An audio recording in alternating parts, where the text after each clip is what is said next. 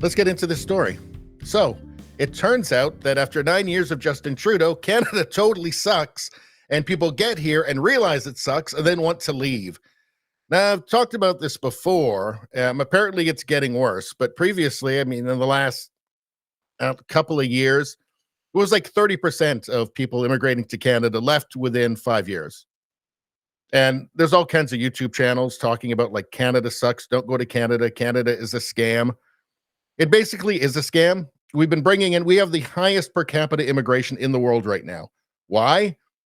It's a pyramid scheme. It's to trick people to bring their life savings to Canada, spend it all, and then whatever happens after that, they don't really care. That's what it is. It's Justin Trudeau's way of trying to artificially inflate the economy by ruining people's lives, that's that's the effect of everything Trudeau does, by the way.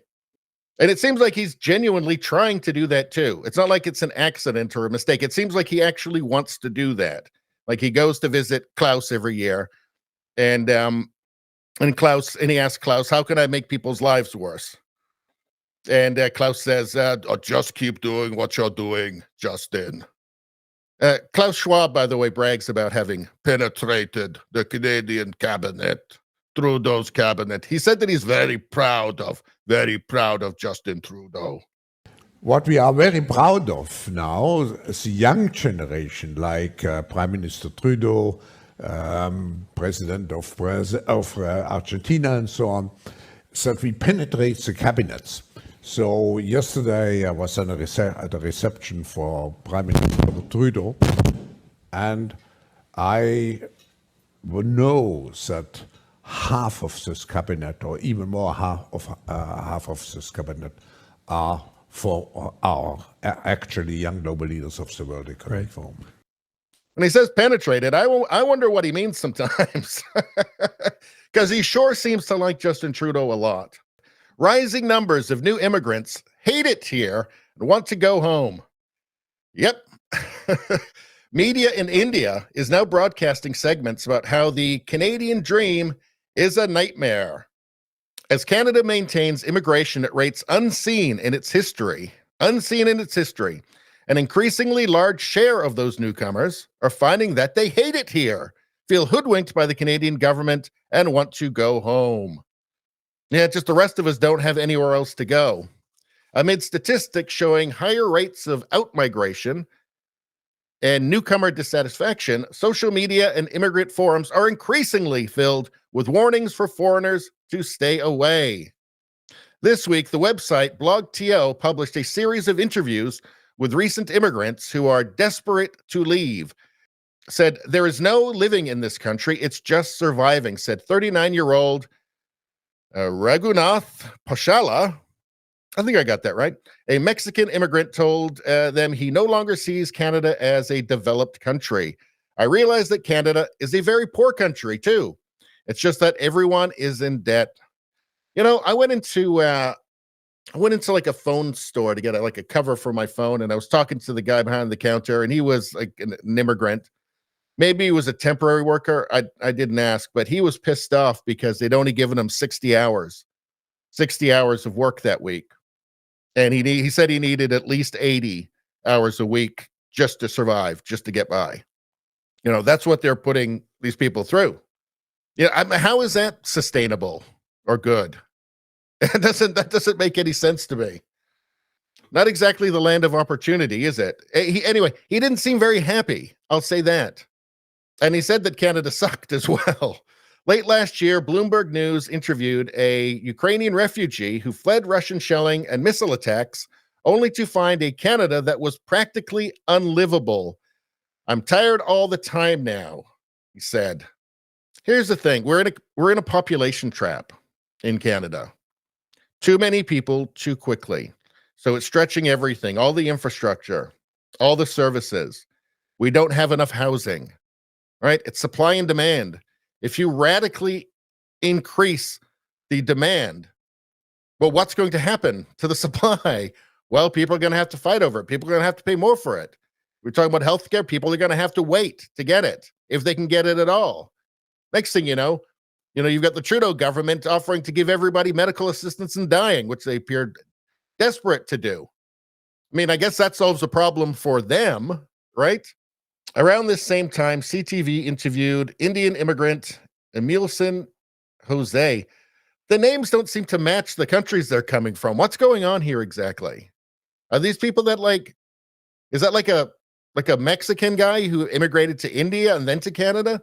What was the other guy's name? Raghunath Pashala, a Mexican immigrant. Oh, I see. They've just mixed them up. All right. That's right. Okay, so that should be Indian, and then the other guy, Jose, unsurprisingly, should be a Mexican immigrant. Okay. That seems like kind of an obvious mistake there. I'm surprised that got by the editors. Anyway, Emilson Jose says no matter how much you make, your take-home pay is not even keeping up the expense. Yeah, and taxes are so high. Families barely keep their head above water. After 10 years of hardship, I am now a proud Canadian citizen who doesn't want to live in Canada anymore. Well, there you go. See, when 10 years, so that's just before Justin Trudeau got in, and Canada was actually, it was a much wealthier country and a better country, better economy, everything, after 10 years of conservative rule, by the way. So yeah, when this got, so 10 years ago, he wanted to be a Canadian citizen. In that time, Justin Trudeau has destroyed his dream, like he has done for millions and millions and millions of Canadians. Let's see. Last year, the Conference Board of Canada published The Leaky Bucket, a report finding that the rates of recent immigrants deciding to leave Canada were on the rise. It suggested immigrants may not be seeing the benefits of moving to Canada. Oh, you mean like paying $3,000 for a one-bedroom apartment? Like having basically non-existent healthcare at this point. No, it's absolutely insane. It's a tragedy what Trudeau has done. It's a tragedy that Canadians were so asleep at the wheel. You notice in this that the people complaining, none of them are saying they're leaving because of all that horrible, terrible racism that they're exposed to. None of them are saying it's all that they've been racialized by all those horrible racist Canadians. None of them. Yet the CBC would have us believe that we're all horrible. Now, it is that term racialized, this insidious term racialized, which is now just ubiquitous in the Canadian press, started a few years ago, 3-4 years ago, and now they just all use it, all the left-wing press certainly, right? This term racialized, this insidious term, because there's no way out of it. You can't just be an immigrant living in Canada, living your life being happy. No, you're racialized. It's something that's being done to you. And this is what, like the CBC particularly loves to tell anybody who's not white in Canada, they are racialized. They don't have a say in it. No, you're racialized. You've been racialized by all those white people in Canada. As far as I can see, the only people racializing anybody in Canada are the left, who are insisting that everybody's racialized. We always say that the left doesn't use words to communicate. They use them to manipulate. And that's what this is. This word racialized. They would have us believe that Canada is this horrible, horrible, miserable, racist place filled with all these awful people. But none of these people leaving, you never see that. You never see anybody saying, oh, I have to leave Canada because it's racist. No, they'll say Canada's great. Canadians are great. They're really nice.